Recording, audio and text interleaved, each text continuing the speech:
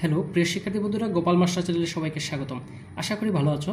আজ আমি তোমাদেরকে লসাগু গসাগু অধ্যায় থেকে চমৎকার দুটি সৃজনশীল সমাধান করে দেখাবো, যেগুলো থেকে অবশ্যই কমন আসবে। তাহলে চলো দেরি না করে শুরু করা যাক। আমরা প্রশ্নটা একবার পড়ে নিই। একটি প্রতিষ্ঠানে লাল রঙের বাতি 30 মিনিট, নীল রঙের বাতি 36 মিনিট এবং সবুজ রঙের বাতি 45 মিনিট পর পর জ্বলে। প্রথম প্রশ্ন হচ্ছে, ন্যূনতম কত মিনিট পরে বাতিগুলো আবার একত্রে জ্বলবে? তিনটা বাতি, একটা 30 মিনিট পর, একটা 36 মিনিট পর এবং একটা 45 মিনিট পর পর জ্বলে। তো প্রশ্ন হচ্ছে, ন্যূনতম কত মিনিট পরে বাতিগুলো আবার একত্রে জ্বলবে? যদি তারা এইরকম জ্বলে তাহলে কত সময় পর তারা একত্রে জ্বলবে? দেখো এখানে একটা শব্দ, দেখো ন্যূনতম, একটু মাথায় রাখবা, তোমরা চাইলে নোট করে নিতে পারো। এই শব্দগুলো একটু মাথায় রাখবা।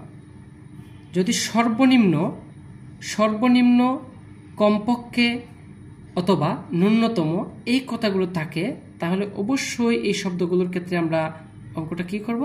লসাগু করব। ভালো করে মাথায় রাখো, কি করব? লসাগু। কেমন? তাহলে চলো আমরা এই অঙ্কটা কি করি দেখি। ক নং প্রশ্নটা সমাধান করি আমরা। ন্যূনতম কত মিনিট পরে বাতিগুলো আবার একত্রে জ্বলবে? তাহলে আমরা এইভাবে লিখতে পারি যে 30, 36 এবং 45 এর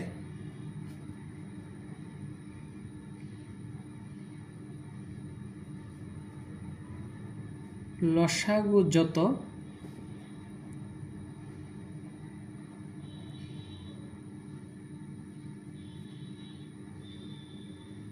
তত মিনিট পর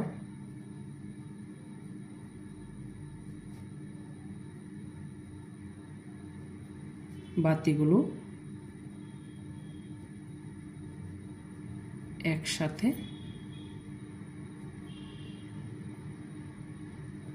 জ্বলবে। তাহলে চলো লসাগুটা করি। 30, 36, 45। দেখো কত দিয়ে যাবে? কমপক্ষে দুইটাকে ভাগ করা যায় এরকম সংখ্যা আমরা সবচেয়ে ছোট সংখ্যা দিয়ে ভাগ করব। 2 দিয়ে ভাগ করে, 2 দিয়ে 35কে ভাগ করলে 15 দুগুণ 30, 36কে ভাগ করলে 18 দুগুণ 36, 45কে ভাগ করা যায় না। যদি ভাগ করা না যায় তাহলে ওই সংখ্যাটা নিচে নামাবো। কেমন? এবার কত দিয়ে যাবে? 3 দিয়ে যাবে। 3 দিয়ে ভাগ করলে 3 5 15, 3 দিয়ে 18কে ভাগ করলে 3 6 18, 3 15 45। এইবার যাবে আবার 3 দিয়ে, 5কে যায় না, 5-এর 5 নামায় দেবো। 3 দিয়ে 6কে ভাগ করলে 3 দুগুণ 6, 3 5 15। এবার কত দিয়ে যাবে? 5 দিয়ে, 5 একে 5, 2কে যায় না, 2 নামায় দেবো, 5 একে 5। কেমন? তাহলে নির্ণয় লসাগু হবে, নির্ণয় লসাগু এই যে সংখ্যাগুলা, এইগুলোর গুণফল 2 গুণ 3 গুণ 3 গুণ 5 গুণ 1 গুণ 2 গুণ 1। কেমন? 3 দুগুণ 6, 3 6 18, আর এদিকে 5 দুগুণ 10, 10 18 180।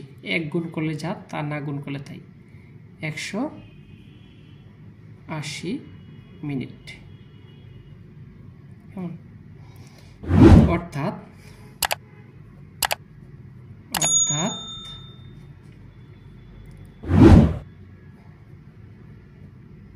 বাতিগুলো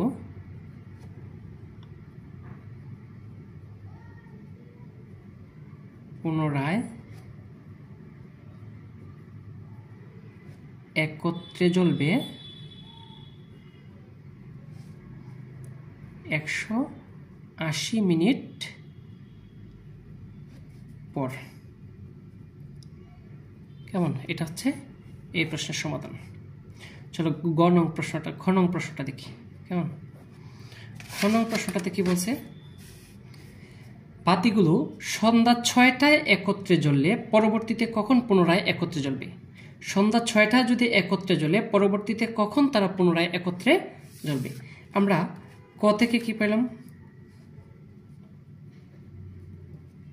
ক হতে পাই বাতিগুলো একত্রে জ্বলে কত সময় পর পর?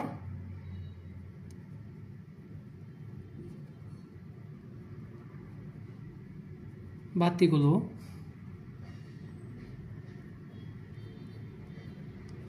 একত্রে জ্বলার সময় 180 মিনিট পরে। কেমন? তো 180 মিনিট মানে কত ঘন্টা? আমরা এটাকে ঘন্টায় নেব। ঘন্টা নিলে 60 দ্বারা ভাগ করতে হবে। 180 ভাগ 60 এত ঘন্টা পর। 60 দ্বারা ভাগ করার ফলে এটা ঘন্টা চলে গেল। কেমন? তো ভাগ করলে কত হয়? 3 ঘন্টা, অর্থাৎ 3 ঘন্টা পর পর 3 ঘন্টা পর পর বাতিগুলো পুনরায় একত্রে জ্বলবে। তো 3 ঘন্টা পরে যদি পুনরায় জ্বলে, তাহলে বাতিগুলো যদি সন্ধ্যা 6টায় একত্রে জ্বলে, তাহলে কতটায় আবার জ্বলবে? অতএব বাতিগুলো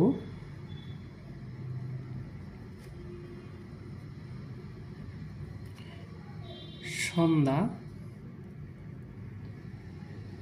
6টায় একত্রে জ্বলার পর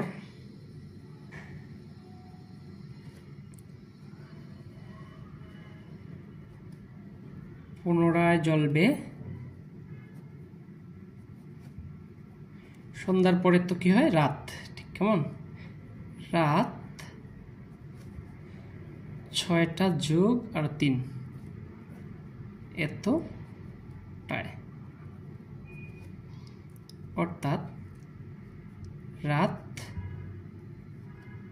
9টায়। অর্থাৎ বাতিগুলো আবার একত্রে জ্বলবে রাত 9টায়। এটা হচ্ছে এই প্রশ্নের সমাধান। চলো আমরা 2 নম্বর সৃজনশীলে যাই।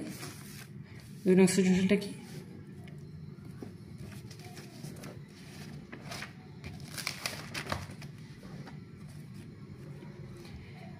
একজন শিক্ষক 40টি আপেল ও 24টি কলা কয়েকজন শিক্ষার্থীর মধ্যে ভাগ করে দিতে চান। একজন শিক্ষক 40টি আপেল এবং 24টি কলা কয়েকজন শিক্ষার্থীর মধ্যে ভাগ করে দিতে চান। প্রথম প্রশ্ন হচ্ছে, তিনি সর্বাধিক কতজন শিক্ষার্থীর মধ্যে ফলগুলো সমানভাবে ভাগ করে দিতে পারবেন? সর্বাধিক। কেমন? একটু খেয়াল করি আবার আমাদের এদিকে। সর্বোচ্চ, সর্বাধিক, বৃহত্তম, এই শব্দগুলোর ক্ষেত্রে আমরা অবশ্যই কি করব? গসাগু। আগে বলেছিলাম সর্বনিম্ন, কমপক্ষে, ন্যূনতম থাকলে শব্দগুলোর ক্ষেত্রে লসাগু হবে। এবার সর্বোচ্চ, সর্বাধিক, বৃহত্তম শব্দগুলোর ক্ষেত্রে অবশ্যই কি হবে? গসাগু হবে। তো আমাদেরকে এখানে বলে দিচ্ছে তিনি সর্বাধিক কতজন শিক্ষার্থীর মধ্যে ফলগুলো সমানভাবে ভাগ করে দিতে পারবেন। তো যেহেতু সর্বাধিক আছে, অবশ্যই এটা কি হবে? গসাগু হবে। তাহলে চলো আমরা শুরু করি ক নং প্রশ্নটি। ক নং প্রশ্নটি আমরা এইভাবে লিখতে পারি যে 40 এবং 24 এর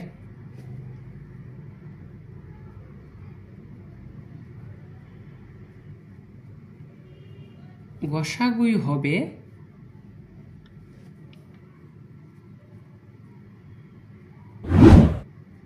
নির্ণেয় শিক্ষার্থীর সংখ্যা। শিক্ষার্থী সংখ্যা। কেমন?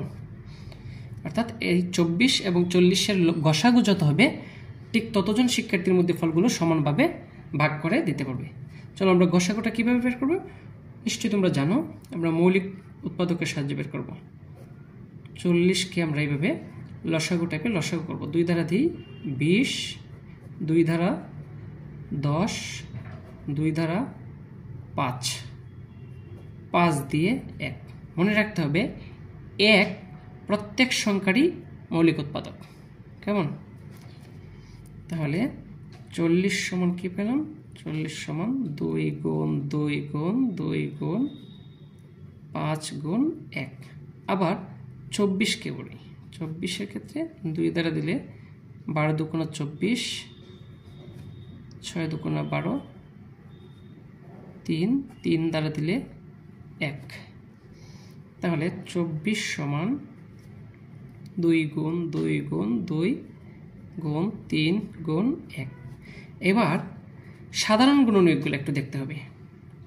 সাধারণ উৎপাদকগুলো, এই 2 এখানেও আছে, এখানেও আছে। কেমন? এখানেও আছে, এখানেও আছে, এখানেও আছে, এখানেও আছে। 1 এখানেও আছে, এখানেও আছে। তাহলে গসাগু হবে এদের গুণফল। নির্ণেয় গসাগু 2 গুণ 2 গুণ 2, 3টা 2 গুণ 1, 2 দুগুণা 4, 4 দুগুণা 8। অর্থাৎ নির্ণয় শিক্ষার্থীর সংখ্যা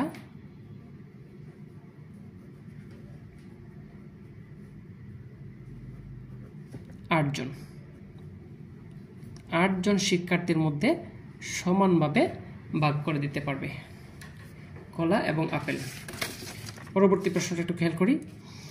প্রত্যেক শিক্ষার্থী কয়টি করে আপেল ও কলা পাবে? একটু খেয়াল করো। আপেল সংখ্যা কতটি? 40টি। কলা 24টি।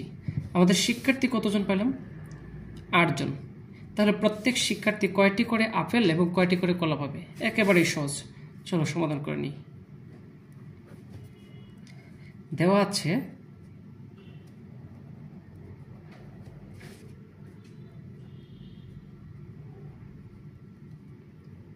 আপেল সংখ্যা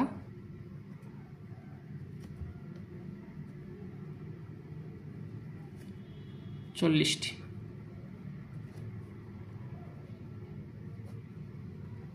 কলার সংখ্যা 24টি। ক হতে পাই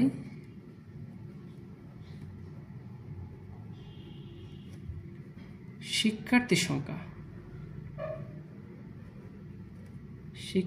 সংখ্যা 8 জন। কেমন? তো 8 জন শিক্ষার্থীর মধ্যে আমরা এই আপেল এবং কলা ভাগ করে দেব। তাহলে প্রত্যেক শিক্ষার্থী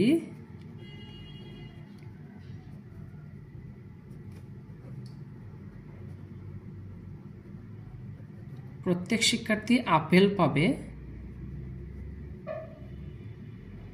8 জনের মধ্যে আমরা ভাগ করে দিই।